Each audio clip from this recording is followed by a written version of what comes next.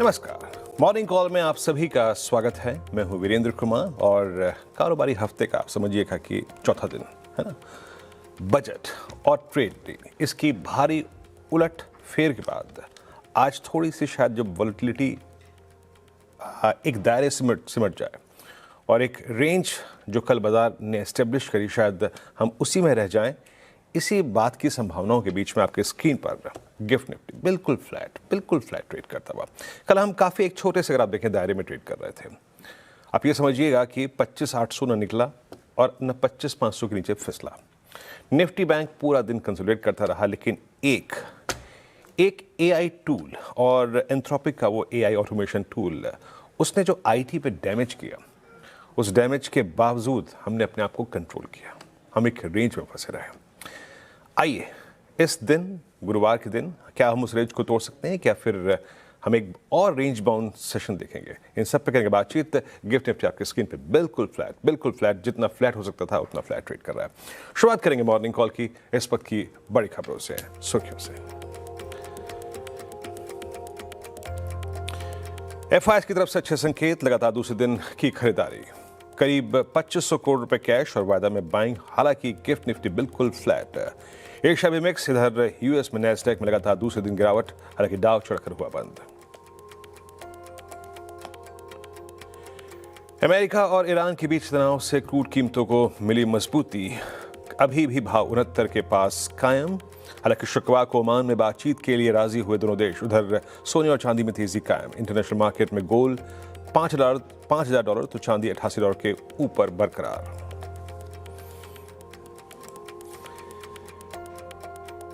तीसरी तिमाही में अनुमान से अच्छे रहे ट्रेंड के नतीजे। मुनाफे में करीब 3% तो आय में करीब 15% की रही ग्रोथ। मार्जिन्स में भी 2% का उछाल।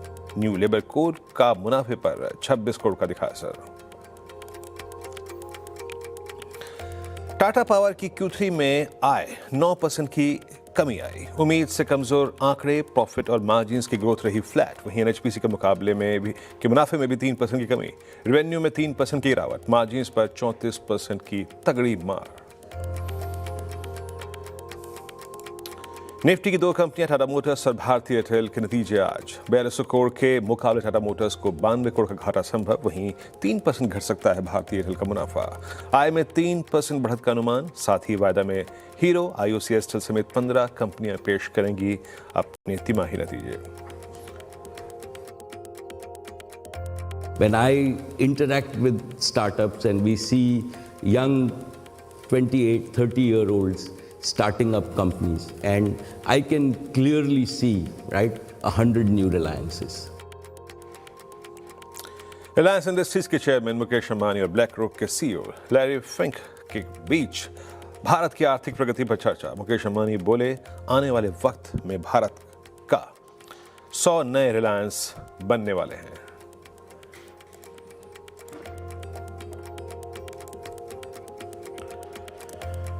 स्वागत है आपका मॉर्निंग कॉल में। और देखिए, इस कार्यक्रम में हम हर भाग को छुएंगे, चाहे वो इक्विटी हो, चाहे वो कमोडिटी हो, फ्यूचर्स हो, मतलब गोल्ड के फ्यूचर्स, सिल्वर के फ्यूचर्स, और साथ ही साथ अर्निंग्स, यूएस के मार्केट्स और हमारे खुद के सेटअप पे हम बातचीत करेंगे। मेरे साथ इस कार्यक्रम में मौजूद रहेंगे हॉर्मोस। हम अभी यूएस मार्केट्स की विवेचना करेंगे, एग्जैक्टली कल यूएस में क्या हुआ उस पर चर्चा होगी। साथ ही साथ कंचन होंगे स्टॉक्स एंड न्यूज़ पे। पंकज जी से बात करेंगे आज के जो चार्ट्स हैं, जो स्टॉक फ्यूचर्स आपको चेस करने हैं, और फिर वंदना भारती जी से बात होगी कमोडिटीज़ पर। लेकिन उससे पहले एक काम करते हैं, थोड़ी सी भूमिका बनाते हैं। कल आपको याद होगा जब हम खुले और हमें एक बड़े अगर आप देखें इवेंट जो कि नेगेटिवली प्लेस था हमारे लिए, एक बड़े शानदार दिन के बाद ट्रेड डील का अनाउंसमेंट, उसके बाद एक वाइल्ड मूव, हम 25,800 पे क्लोज हुए। लेकिन कल हमें सेटबैक मिला यूएस से, नेस्डैक के कोलैप्स से, उस एंथ्रोपिक एआई ऑटोमेशन टूल की जो वाइब्रेशंस थी हमें उन्हें फील करना था। बट मोर और लेस हम निफ्टी आईटी के एक समय 7% के कोलैप्स को, यकीन मानिए, झेल गए और नहीं टूटा 50 डेमा और 100 डेमा का वो जोन जो कि मंगलवार का भी लो था। एक बार जरा यूएस फ्यूचर्स को दिखाइए और यूएस के मार्केट्स को दिखाइए और देखिए वो जो नेस्डैक की दिक्कतें हैं ना, वो अभी भी कम नहीं हुई है। कुछ अर्निंग्स थी जो बचा के ले गई, थोड़ा बहुत पुल बैक दिया उसने डाउ जोन्स को, बट मोर और लेस दैट पेन नेस्डैक का वो परसिस्ट कर रहा है। एक बार जरा यूएस के मार्केट्स लेके आइए। डाउ आपकी स्क्रीन पे, अब तब छोड़िए, आप एक काम करिए, सीधे दिखाइए यूएस में हुआ क्या। नेस्डैक का collapse second consecutive session visible था। डाउ आपकी स्क्रीन पे 0.5% ऊपर, नेस्डैक 1.5% गिरा, 350 अंक गिरा, और S&P 500 था वो करीब 0.5% गिरा। यानी आप ये समझ के चलिए कि वो आईटी का फियर फैक्टर हमारे साथ आज भी परसिस्ट करेगा। एक बार फ्यूचर्स भी रखिएगा। हरमोज गुड मॉर्निंग। हरमोज, उस टूल ने, सही बताऊं तो कल मैं आपके वो अपसाइड के जितने स्ट्रॉन्ग चांसेस थे ना उनको दरकिनार कर दिया। हम एक समय निफ्टी आईटी पे 7% नीचे थे, लेकिन मैं लौटता हूँ यूएस मार्केट पे। कल हुआ क्या और ये डाइवर्जेंस डाउ और नेस्डैक में क्यों परसिस्ट कर रहा था, किसने डाउनसाइड को रिस्ट्रिक्ट किया? Good morning. Good morning Veeru भाई। एक टूल ने ही सबके पुर्जे ढीले कर रखे हैं नैस्डैक के। कल जो है मंगलवार को अगर हम देखें तो सॉफ्टवेयर के शेयरों में बिकवाली थी और कल के सेशन में चिप शेयरों में ज़्यादा बिकवाली देखने मिली, जबकि सॉफ्टवेयर में एडोबी को अगर हम छोड़ दें तो थोड़ी सी स्थिरता देखने मिली। बावजूद इसके नैस्डैक में कल भी 350 अंक की गिरावट देखने मिली। तो 2 दिनों में लगभग 700 अंकों की गिरावट नैस्डैक में कल हमने देखी 2 दिनों में।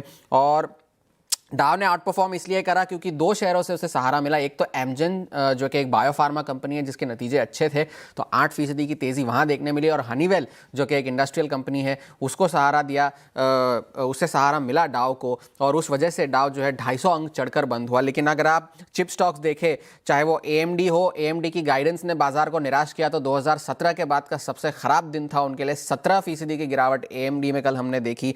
तो अगर AMD गिरा तो उसके साथ बाकी सारे चिप शेयर भी गिरे, चाहे वो एनवीडिया हो, ब्रॉडकॉम हो। क्वालकॉम के नतीजे अनुमान से कमज़ोर थे, उनकी गाइडेंस और कमज़ोर थी। स्मार्टफोन्स में जो इस वक्त दिक्कतें चल रही है उस वजह से, तो वहाँ के भी शेयर एक्सटेंडेड ट्रेडिंग में 9% की गिरावट के साथ कामकाज कर रहे थे। तो ये सारे चिप स्टॉक्स में दिक्कतें चल रही है। लेकिन अल्फ़ाबेट के नतीजे बाजार बंद होने के बाद आए, नतीजे अनुमान से काफ़ी अच्छे थे, लेकिन बाजार जिस चीज़ पर ध्यान दे रहा है वो उनकी केपेक्स गाइडेंस पे है। इस साल अल्फ़ाबेट जो है $185 बिलियन खर्च करने जा रहा है, जबकि एनालिस्ट ये अनुमान लगा रहे थे कि इस साल उनका खर्च सिर्फ $120 बिलियन होगा। अब इसे आप पॉजिटिवली देखें या नेगेटिवली देखें, कंसिडरिंग AI में जिस तरह की इस वक्त दिक्कतें चल रही है। पॉजिटिवली इसको किसने लिया? एनवीडिया और ब्रॉडकॉम के शेयरों ने, चिप बनाने वाली कंपनियों ने, जो एक्सटेंडेड ट्रेडिंग में अच्छा कर गए। और अल्फ़ाबेट जो है AI का एक बड़ा सप्लायर बनने की भी कोशिश कर रहा है। इस वजह से अल्फ़ाबेट के शेयरों में तो कोई बड़ा प्राइस एक्शन देखने नहीं मिला। एक्सटेंडेड ट्रेडिंग में एक वक्त पर तो 7.5% गिर गए थे, फिर रिकवर होकर फ्लैट ही बंद हुए हैं।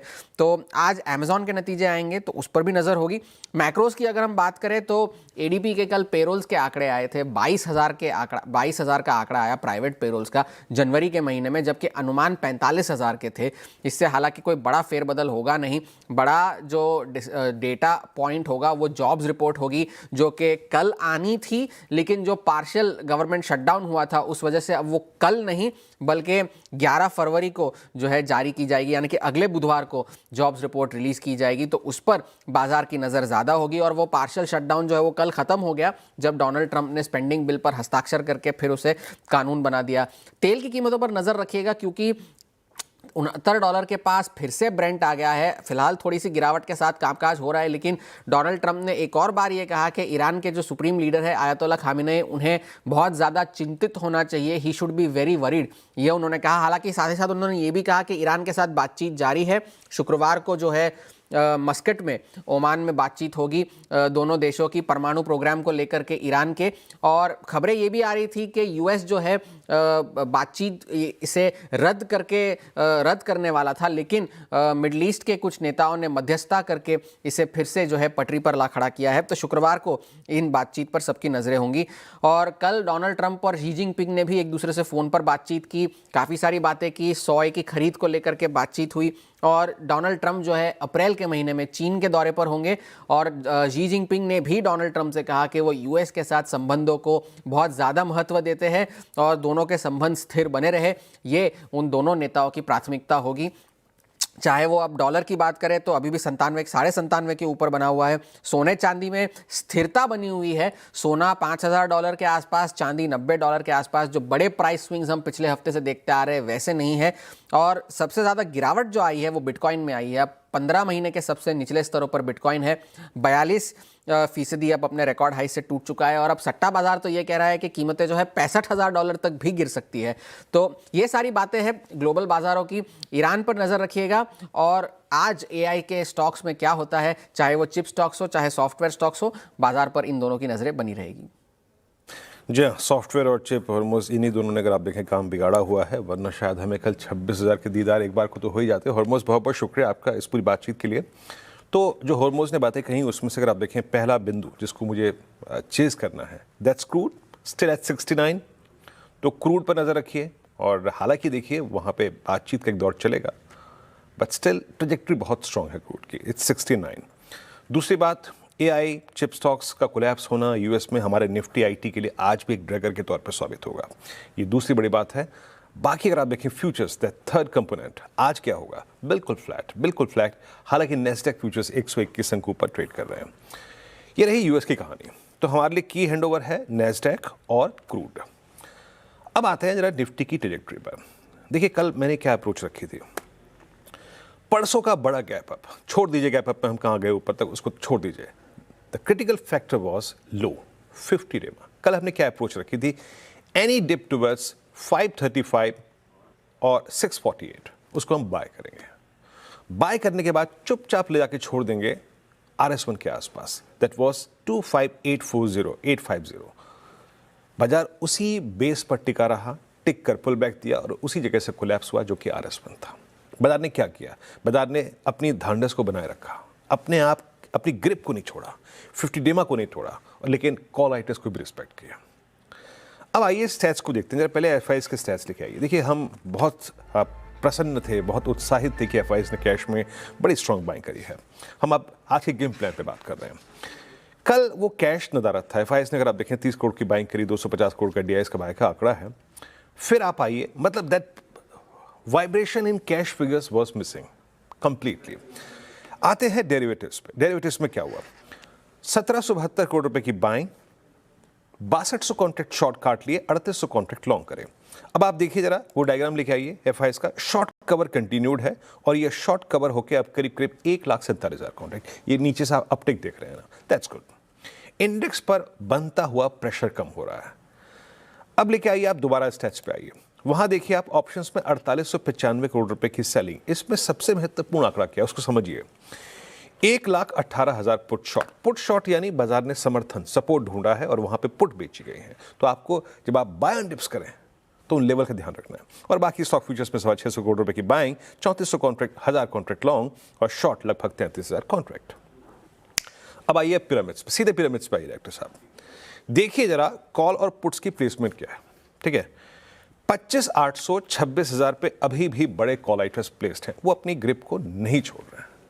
और देखिए ये यूएस में नेस्डैक का कोलैप्स, आईटी का कोलैप्स, ये उनको एक स्ट्रॉन्ग ग्रिप दे रहा है। और नीचे 25,500 पे स्ट्रॉन्ग पुट राइटिंग है, इवन 25,700 पे भी हुई है। बट मैं तवज्जो अभी सिर्फ 25,500 को दूंगा। क्यों? बिकॉज द फैक्ट दैट कि आपके एवरेजेस अभी भी वहीं पर अलाइंड है। एवरेजेस अभी ऊपर नहीं आए, अभी भी 50, 100, 20 उसी जगह पे अलाइंड है। टिल द टाइम आप 25,800 को क्रॉस नहीं कर रहे हैं, आपकी ट्रेजेक्ट्री नहीं बदली है। अब जब तक ट्रेजेक्ट्री नहीं बदलेगी तो आप उसी इंप्रेशन पे ट्रेड करेंगे जो कि कल के थे। बेस में लेके आइए।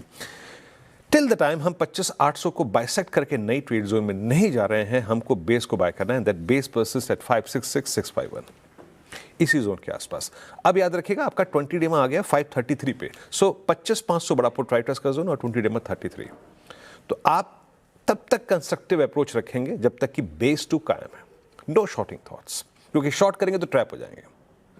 That's a big put writers base और 20 डे में। बट हम स्ट्रेंथ को बाय करेंगे, हम एक कंट्रोल डिप को बाय करेंगे टुवर्ड्स बेस 1 और ऊपर उस ट्रेड को चेक करेंगे RS1 पर। RS1 is as of now difficult. इस बात को देखते हुए कि आईटी हमारे साथ नहीं खड़ा है 817 एंड 867 और ऊपर की तरफ 867 is a threshold point. 867 point हो गया, क्रॉस हो गया तो ऐसा नहीं है कि ताबड़तोड़ सब कुछ हो जाएगा, नहीं। देन आपको लेवल टू लेवल ट्रेड करना है। इसका मतलब ये है कि पहला कॉल आइटर का जोन ट्रैप हो रहा है, देन 933 क्रॉस हो गया तो 973, और बेस्ट केस में as of now in stats जो चीज़ विजिबल है दैट्स 26017। बेस फिर लेके आइए। हम अभी नेगेटिव थॉट्स अपने मन में, जहन में निफ्टी आईटी को देखते हुए तब तक नहीं लाएंगे जब तक कि आपका 478 वायलेट नहीं हो रहा। नाउ निफ्टी बैंक, मैंने कल आपको क्लियरली कहा था निफ्टी बैंक से बहुत ताबड़तोड़ या फिर आतिशी पारी की उम्मीद मत रखिएगा। क्या कॉन्सेप्ट था? That 60,000 call put holding substantial OI, और वो अभी भी है। And it seems Nifty bank एक बड़े वाइल्ड मूव के बाद इंतजार कर रहा है, देखना चाहता है इस इवेंट को, पॉलिसी को, जिसमें शायद कोई आउटकम, मतलब in terms of rate cut तो नहीं है एटलीस्ट, बाकी कमेंट्री में क्या होगा। अभी भी कॉल पुट कंसंट्रेशन स्ट्रॉन्ग यहीं पर ही है। लेके आइए जरा प्लीज लेवल्स। देखिए, बहुत वाइल्ड मूव की अपेक्षा मैं नहीं करता, बस स्टिल अगर मुझे एक डायरेक्शनल ट्रेड को, एक कंपल्सिव ट्रेड को एक गाइड देनी है तो it's better to wait for a dip towards base one. अब देखिए, बेस वन में एक चीज बात मैं और कह रहा हूं, अ डिप टुवर्ड्स बेस वन और आइदर 60,000, 60,000, 59,950, 59,883, ये जोन अच्छा होगा उस ट्रेड को पिक करने के लिए। और किसी भी सर्कमस्टेंसेज में अपने ट्रेड को लाके छोड़ देंगे RS1 पे। RS1 क्या है? 60-500 के बड़े कॉल आइटर्स, सारे एवरेजेस नीचे हैं तो ऊपर हमें कॉल आइटर से ही, अगर आप देखें, एक कन्विक्शन लेना है कि हम कहाँ माल काटें अपना, and that's the zone to book your profits. बड़ा wild move, decisive pre policy वो तभी आएगा जब आपका 617 बाइसेक्ट हो जाएगा, और in that case RS2 will open. चलिए, ये हो गई निफ्टी बैंक और निफ्टी की रणनीति, और हमने यूएस मार्केट्स को पहले ही समझ लिया था ऑलमोस्ट से, और बाकी वहाँ के की इंडिकेटर्स। अच्छा, अब लेके आइए पंकज जी को, उनसे बातचीत करते हैं आज के वो स्टॉक फ्यूचर्स चकाचक चार्ट जिनको आपको चेस करना है। पंकज जी, गुड मॉर्निंग, कार्यक्रम में स्वागत है। हम रेंज बाउंड रहे, लेकिन स्टॉक स्पेसिफिक बाजार कल बहुत शानदार था, कल अच्छी शॉर्ट कवरिंग थी। आपने क्या ग्रिप किया आज के बाजार के लिए, क्या चीज़ करना है? Good morning. Good morning Virendra ji, and good morning to everyone. Virendra ji, देखिए, मार्केट कंडीशंस को ध्यान में रख के ही ट्रेड करना है, और मेरा बायस अभी भी मार्केट के लिए पॉजिटिव है, तो दोनों ट्रेड जो रहेंगे वो पॉजिटिव साइड में रहेंगे। पहला जो ट्रेड रहेगा वीरेंद्र जी, वो बीपीसीएल के फ्यूचर्स के ऊपर खरीदारी की सलाह रहेगी। 380-381 की रेंज में इसमें खरीदारी की सलाह रहेगी। 372 का इसका स्टॉप लॉस रहेगा। 390 के इसके टारगेट्स रहेंगे। कल बड़े टाइम फ्रेम के ऊपर एक अच्छा खासा ब्रेकआउट यहाँ पर देखने मिला, वो एडिशन काफी शानदार देखने मिला, तो प्राइस एक्शन आज कंटिन्यू रह सकता है यहाँ पे। दूसरा जो ट्रेड है वो पीएफसी के फ्यूचर्स के ऊपर है। हालांकि थोड़ा सा ओवरबॉट जोन में है, लेकिन मोमेंटम काफी स्ट्रांग नजर आ रहा है यहाँ पे, तो मुझे लगता है कि करंट मार्केट प्राइस पे इसको एक चेज किया जा सकता है। एक छोटा स्टॉप लॉस यहाँ पर मेंटेन करना है 404 का। खरीदारी जी की जो रेंज रहेगी वो 410 की रहेगी, और टारगेट जो है 422 तक के देखने मिल सकते हैं। ओके, दो चार्ट्स। अच्छा, आप हम जो अभी होमवर्क करके आए है ना, पंकज जी की कॉल है बीपीसीएल पे, आप कहेंगे जनाब 610 के ग्रुप पे बीपीसीएल पे कॉल क्या दे रहे हो। It's interesting combination. कल की अगर आप भाव कॉपी देखें, उसको पढ़ें बारीकी से, तो आपको नजर आएगा अपस्ट्रीम ओएमसीज दोनों भाग रहे थे, दोनों के चार्ट अच्छे थे, दोनों ने शॉर्ट कवरिंग विटनेस करी। सो प्लीज इस क्लासिकल कॉम्बिनेशन पर थोड़ा सा फोकस कीजिएगा। बीपीसीएल आईयूसी अच्छा चल रहे थे, ओएनजीसी ऑल इंडिया भी अच्छा कर रहा है, तो ये दोनों अच्छा कर रहे हैं, और बाकी पीएफसी आरईसी बजट में इनको पुश मिला था, और पीएफसी में मेरे ख्याल से आज 200 डे में क्रॉस होने के चांसेस हैं। आरईसी पहले ही कर चुका है, नहीं आरईसी करेगा शायद, या पीएफसी कर चुका है, बट मोर और लेस दोनों बहुत एग्रेसिव चार्ट हैं पीएफसी और आरईसी के। पंकज जी, बहुत बहुत शुक्रिया, आप इस कार्यक्रम में शामिल हुए, आज अपनी कॉल्स को आपने स्क्रीन पे रखा, बहुत बहुत शुक्रिया, and have a nice day. चलते हैं कंचन के पास आज स्टॉक्स एंड न्यूज़ के लिए। कंचन, गुड मॉर्निंग, कहाँ पर रहेगी नजर आज? जी गुड मॉर्निंग। शुरुआत कर लेते हैं ट्रेंड के नंबर्स के साथ। नंबर्स यहाँ पे हमें ठीक देखने को मिले हैं, जो बाजार ने अनुमान लगाया था उसी कड़ी में नंबर्स भी आते हुए नजर आए हैं। नेट प्रॉफिट में करीबन 3% का उछाल देखने को मिला है। इबिटा यहाँ पे 27% उछाल के साथ आया है, और मार्जिन भी इस क्वार्टर में हमें सुधरते हुए नजर आए हैं। इनफैक्ट अगर आप मैनेजमेंट की कॉमेंट्री सुनेंगे तो मीडियम टर्म में वो बोल रहे हैं कि यहाँ पे भी हमें नंबर्स पॉजिटिव देखने को मिल सकते हैं। क्वार्टर 3 में जो आपको लाइक फॉर लाइक ग्रोथ थोड़ी सी धीमी होती हुई दिखाई दी है, उसके पीछे का रीजन है जो फेस्टिव डिमांड थी वो थोड़ी सी शिफ्ट हुई थी, उसके कारण लाइक फॉर लाइक ग्रोथ में थोड़ा सा दबाव आया है। ब्यूटी एंड पर्सनल केयर की बात करें तो यहाँ से टॉप लाइन में 21% का हमें कंट्रीब्यूशन आता हुआ दिखाई दिया है। इनका स्टार बिजनेस ओन ब्रांड्स है, उसने टॉप लाइन को 74% तक का पुश दिया है। इसके बाद टाटा पावर में आज आपकी नजर रहनी चाहिए, यहाँ पे भी नंबर्स आए हैं, नंबर्स हमें वीक देखने को मिले हैं। अगर प्रॉफिटेबिलिटी की बात करेंगे तो फ्लैट साइड में बनी हुई है। इनफैक्ट एबिटा और जो मार्जिन्स है ये भी अपने flat side to negative trajectory में जाते हुए नजर आए हैं। यहाँ पे बेसिकली जो मुंद्रा प्राण का इनका पार्शियल शटडाउन था उससे नंबर्स पे आता हुआ असर पड़ा है और साथ ही जो रिन्यूएबल एनर्जी के प्रोजेक्ट है उसके कमीशन में भी देरी हुई है।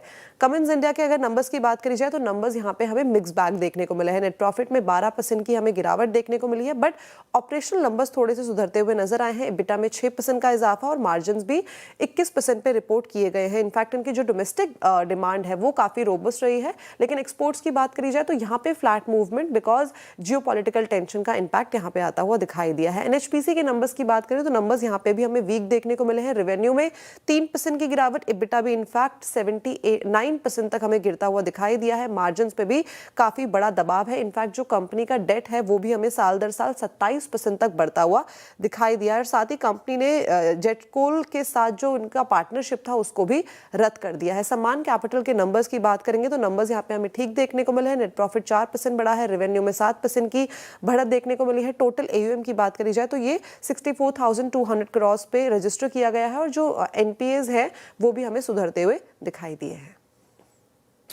ओके, तो ये है सीक्वेंस आज के स्टॉक्स एंड न्यूज़ का नंबर से। और देखिए, मैं इसमें सबसे ज़्यादा तवज्जो दूंगा ट्रेंड को।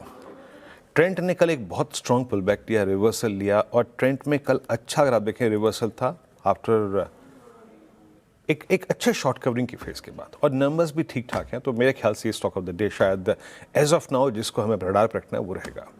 भाव कॉपी में भी इसका एक स्ट्रॉन्ग इंप्रेशन था। कंचन, बहुत बहुत शुक्रिया। एक ब्रेक लेते हैं और ब्रेक के बाद उस सेगमेंट पे और उस चीज़ से बातचीत करेंगे जिसके बिना आजकल, अगर आप देखें, महफिल पूरी नहीं होती। जी हाँ, गोल्ड एंड सिल्वर। वंदना जी से बातचीत होगी छोटे से ब्रेक के बाद, और कुछ ब्रोकरेज रिपोर्ट्स छोटे से ब्रेक के बाद हाजिर होते हैं।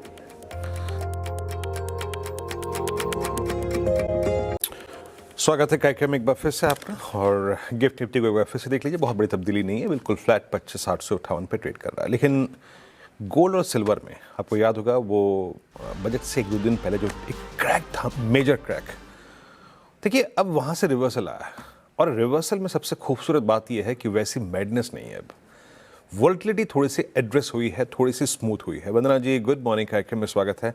अब शायद मेरे ख्याल से ट्रेडर्स लौटे होंगे इंटरडे भी, है ना? वो वरना 26,000 25,000 ऊपर होती थी तो क्या ले आदमी और कहाँ बेचे। क्या आउटलुक है आपका कमोडिटीज पर आज, और आज क्या चीज़ कर रही हैं आप?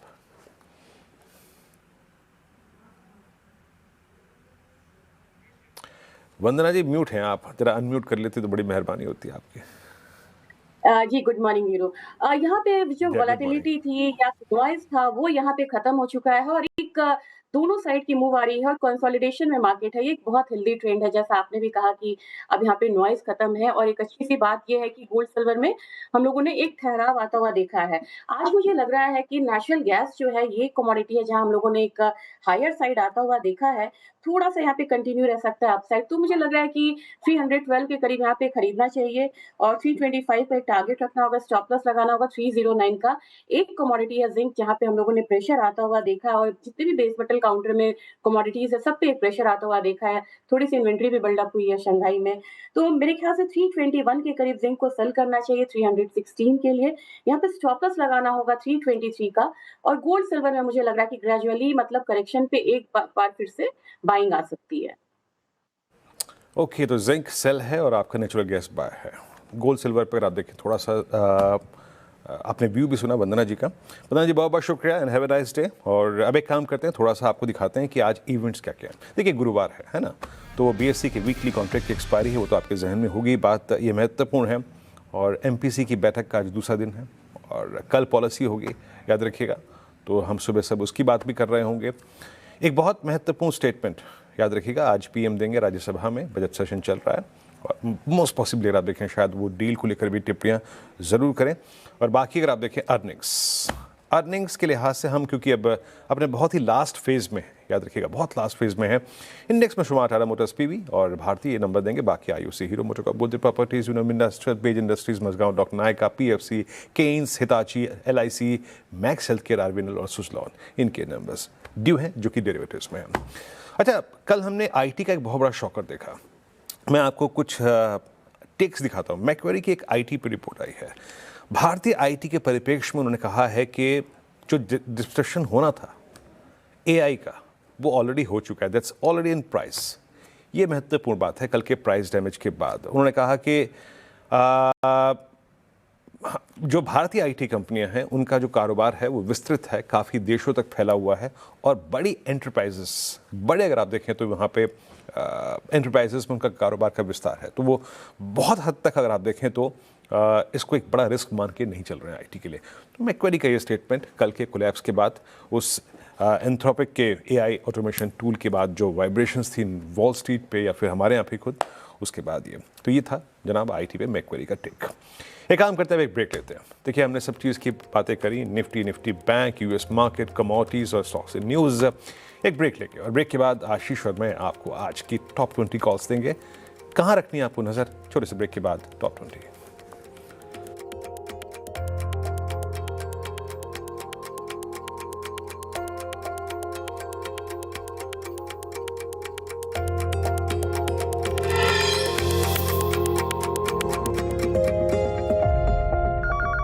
कि